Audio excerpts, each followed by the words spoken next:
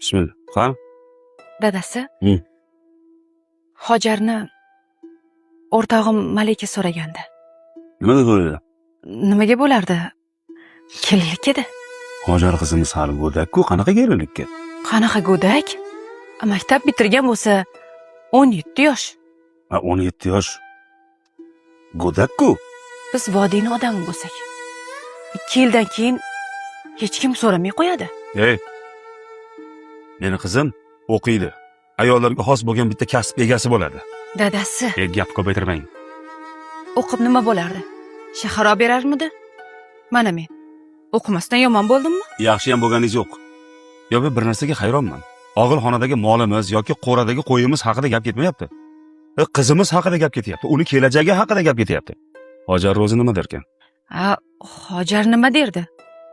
U go'dak-ku. Uni fikri muhim emas. O'zi qani? Xonasida. Voy. Endi otasi qizi bilan shu mavzuda gaplashasizlarmi? Gaplashamiz.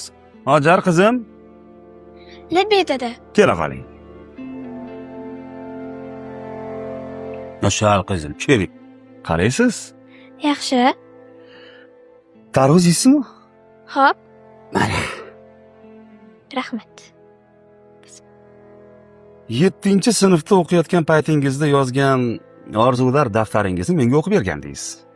O'shanda kelajakda qanaqa kasb egasi bo'laman degandingiz? Hamshira, Nimaga hamshira bo'laman degandingiz? koronavirus paytida siz Covid bo'lib qoldingiz.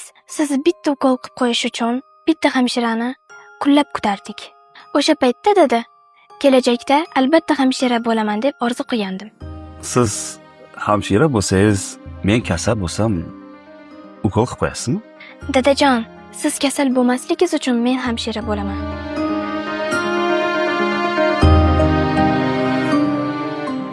Unda sizni hamshiralikka o'qitadigan joy topishimiz kerak ekanda. Topib qo'yganman dada. O'z boshimchalik bilanmi? Hey. Qanaqa joy ekan? Farg'ona shahridagi Sino tibbiyot texnikumi. U yerda 37 yoshga kirganlarni ham o'qitishar ekan. Nimaga dada? Oyingiz bilan kursdosh bo'lasizlarmi degandim. Voy. Endi qizim tengilar bilan o'qib yurganim qoluvdi. Endi o'zingiz tengilar bilan o'qimaganingizdan keyin qizingiz tengilar bilan o'qiysiz-da. Xullas, ikkovinglar Sino tibbiyot texnikumida kursdosh bo'lasizlar. Malikaga nima dey? Kuchsin.